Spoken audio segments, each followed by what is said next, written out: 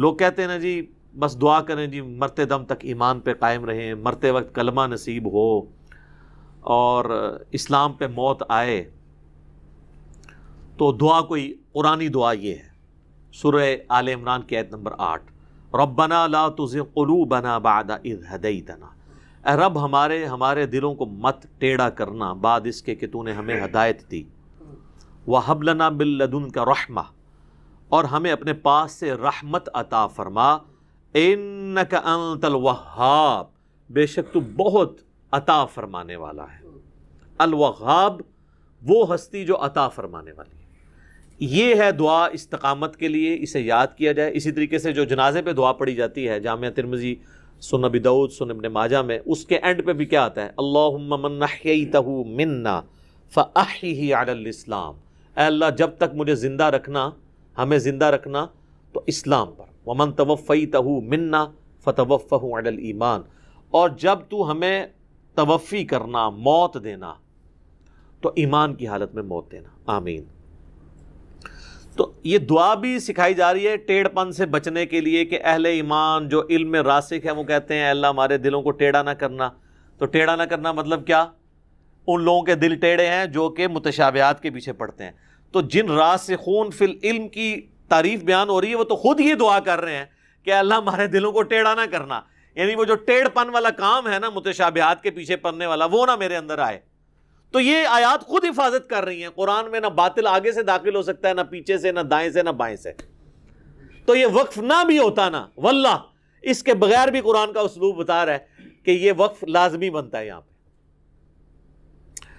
ربنا انک جامع الناس لیوم لا ریب فیہ، اے رب ہمارے بے شک تو جمع فرمانے والا ہے سب لوگوں کو اس دن جس دن میں کوئی شک نہیں، یعنی قیامت کا دن. ان اللہ لا یخلف المیعاد، بے شک اللہ تعالی اپنے وعدے سے نہیں پھرتا. یعنی اس کے اندر ایک اللہ تعالیٰ کی طرف سے حوصلہ افزائی بھی ہے کہ اہل ایمان اللہ سے یہ دعا کرتے ہیں کہ اے اللہ ہمارے دلوں کو ٹیڑھا نہ رکھنا، ہمیں ایمان پہ قائم رکھنا، اور قیامت والے دن تو نے ہمیں جمع کرنا ہے، اور اس دن جس میں کوئی شک نہیں ہے، اور بے شک تو اپنے وعدے کی خلاف ورزی نہیں کرتا. یہ وعدہ کیا ہے؟ یہ دبے دبے الفاظ میں اللہ سے وہ بات کی جا رہی ہے کہ اے اللہ جو تو نے اپنے پیغمبروں کے ذریعے ہمیں وعدے دیے ہیں نا کہ اگر ہم نے تیرے اس دین پہ زندگی گزاری تو ہمیشہ کی کامیابیاں ہمارا مقدر ہوں گی، تو اے اللہ تو اپنے وعدے سے نہیں پھرتا. وہ ساری نعمتیں جو اپنے پیغمبروں کے ذریعے ہمیں تم نے بشارتیں اللہ دی ہیں، وہ ساری نعمتیں عطا فرمانا، اور جو اپنے پیغمبروں سے ہمیں وعیدیں سنوائی تھیں اور ہم نے ان وعیدوں کے ڈر کی وجہ سے تیری جو ہے وہ تابع فرمان تیرے رہے پوری زندگی، تیرے نبی کی اتباع کی صلی اللہ علیہ وآلہ وسلم، تو اے اللہ ان ساری چیزوں کے شر سے ہمیں بچا کے رکھنا. آمین. دیکھ لیں کتنی پیاری دعائیں ہیں. ان الذین کفروا لن تغنی عنہم اموالہم ولا اولادہم من اللہ شیئا، بے شک وہ لوگ جو کہ کفر اختیار کرنے والے ہیں، نہ تو ان کے مال اور نہ ان کی اولاد اللہ کے مقابلے پہ ان کو بچا سکتی ہے. یعنی قبائلی سسٹم میں جس کے بیٹے زیادہ ہوں وہ مضبوط ہوتا ہے، یا جس کے پاس مال ہو تو وہ مال کے ذریعے وہ کام کروا لیتا ہے جو باقی لوگ نہیں کروا سکتے. تو اللہ تعالیٰ فرما رہا ہے کہ ہمارے حضور اگر کوئی شخص جرم کے ساتھ قیامت والے دن حاضر ہوا تو نہ اس کی اولاد نہ اس کا مال کام آئے گا. وَلِعَوْذُ بِاللَّهِ تَعَالَى.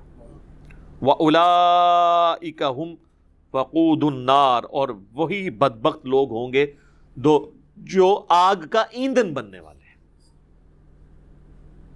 اللہ کو تو کوئی دھونس نہیں لگا سکتا نا، نہ مال کی، نہ شفاعت بالوجاہت کی کہ وہ زبردستی کوئی بخشوا لے، بالاذن تو ہے، بالوجاہت نہیں. اور نہ کوئی دوستی یاری کام آ سکتی ہے. اس میں اشارہ جیوز اور کرسچنس کے لیے بھی تھا کہ اگر تمہیں کہیں یہ کوئی وہم ہو گیا نا کہ ہم ابراہیمی ہیں یا ہم اولاد یعقوب ہیں، بنی اسرائیل ہیں، تو اللہ تعالیٰ اس نسبت کی وجہ سے ہمیں چھوڑ دے گا، ایسا کوئی نہیں ہونا.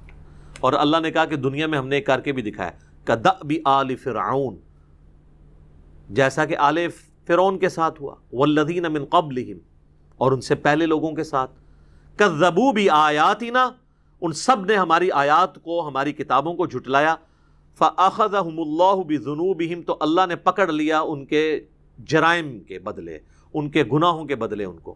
اب یہ بات جوز اور کرسچنس کو تو پتا تھی نا کہ کیا ہوا تھا، موسیٰ علیہ السلام کو تو جوز بھی مانتے تھے اور کرسچن بھی۔ تو اللہ تعالیٰ فرما رہا ہے کہ جس طرح تمہارے آباء و اجداد، تمہاری تاریخ اس پر گواہ ہے کہ پیغمبر موسیٰ علیہ السلام کے مقابلے پہ جو لوگ کھڑے ہوئے اور ان سے پہلے بھی انبیاء کے مقابلے پہ اللہ نے ان کو تباہ و برباد کیا، تو اب یہ جو ہمارے آخری پیغمبر محمد رسول اللہ صلی اللہ علیہ وآلہ وسلم آئے ہیں، ان کی بھی مخالفت کرو گے تو بچنا تم نے کوئی نہیں ہے۔ پھر اللہ نے دیکھا نا جی، رومن امپائر بھی ڈھیر ہوئی ہے، پرشین امپائر بھی ڈھیر ہوئی ہے۔ واللہ شدید العقاب، اور اللہ تعالی عذاب دینے میں بہت سخت ہے، والعیاذ باللہ تعالی۔ اللہم اجرنا من النار، آمین۔ ربنا لا تزغ قلوبنا بعد اذ ہدیتنا، اور ان کا یہ قول ہوتا ہے اولو الالباب کا، اے رب ہمارے دلوں کو کج نہ ہونے دیجو اس کے بعد کہ تو نے ہمیں ہدایت دے دی ہے۔ وہب لنا من لدنک رحمہ، اور ہمیں تو خاص اپنے خزانہ فضل سے رحمت عطا فرما، انک انت الوہاب، یقیناً تو ہی سب کچھ دینے والا ہے، تیری ہی بارگاہ سے ملے گا۔ ربنا انک جامع الناس لیوم لا ریب فیہ، اے رب ہمارے یقیناً تو جمع کرنے والا ہے لوگوں کو اس دن جس دن میں کوئی شک نہیں ہے، قیامت کا دن، یوم القیامہ۔ ان اللہ لا یخلف المیعاد، یقیناً اللہ تعالی اس وعدے کے خلاف نہیں کرے گا، اپنے وعدے کی خلاف ورزی نہیں کرتا، لہذا جو اس نے بتایا ہے کہ وہ دن آئے گا وہ آ کر رہے گا۔ ان الذین کفروا لن تغنی عنہم اموالہم ولا اولادہم من اللہ شیئا، اب یہ ذرا تحدی کا انداز ہے، چیلنج کا انداز ہے۔ زمانہ نزول کے اعتبار سے آپ نے نوٹ کر لیا کہ یہ سن 3 میں نازل ہو رہی ہے سورہ مبارکہ غزوہ احد کے بعد، لیکن یہ کہ یہ رکوع جو ہے اس کے بارے میں گمان غالب ہے کہ یہ غزوہ بدر کے بعد نازل ہوئی ہے۔ غزوہ بدر جو ہے اس میں ایک طرف مسلمانوں کو بڑی زبردست فتح حاصل ہوئی تھی، تو مسلمانوں کا مورال بہت بلند تھا، لیکن ایسی روایات بھی ملتی ہیں کہ جب مسلمان بدر سے کامیاب ہو کر، غازی بن کر، فتح یاب ہو کر واپس آئے، تو جو یہودی قبیلے تھے مدینے کے، ان میں سے بعض لوگوں نے کہا کہ مسلمانوں اتنا نہ اتراؤ، یہ کچھ قریش کے ناتجربہ کار چھوکرے تھے جن سے تمہارا مقابلہ پیش آیا ہے، اگر ہم سے کبھی اس کا مقابلہ پیش آیا تو معلوم ہوگا، تب دن میں تارے نظر آئیں گے، وغیرہ وغیرہ۔ تو اس پس منظر میں یہ الفاظ کہے جا رہے ہیں کہ نہیں، تمام کفار اسی طریقے سے آخر کار زیر ہوں گے اور اللہ کے دین کو غالب ہونا ہے، واللہ غالب علی امرہ ولکن اکثر الناس لا یعلمون۔ ان الذین کفروا لن تغنی عنہم اموالہم ولا اولادہم من اللہ شیئا، یقیناً جن لوگوں نے کفر کی روش اختیار کی ہرگز نہ بچا سکیں گے انہیں، نہ ان کے مال نہ ان کی اولاد اللہ سے کچھ بھی۔ وَأُولَٰئِكَ هُمْ وَقُودُ النَّارِ، اور وہ تو سب کے سب آگ کا ایندھن بنیں گے۔ کداب آل فرعون، تمہاری تو حیثیت ہی کیا ہے، چپندی کا شوربہ۔ آل فرعون کا معاملہ یاد کرو، ان کے ساتھ کیا ہوا تھا، شہنشاہ اور بڑے لاؤ لشکر والا، وفرعون ذی الاوتاد، کداب آل فرعون والذین من قبلہم، اور اسی پر کیا اس سے پہلے ثمود اور عاد جیسی قومیں زبردست جو ہیں اسی جزیرہ نما عرب میں رہی ہیں، کذبوا بآیاتنا، انہوں نے بھی ہماری آیات کو جھٹلایا تھا، فاخذہم اللہ بذنوبہم، تو اللہ نے پکڑا ان کو گناہوں کی پاداش میں، واللہ شدید العقاب، اور اللہ سزا دینے میں بہت سخت ہے۔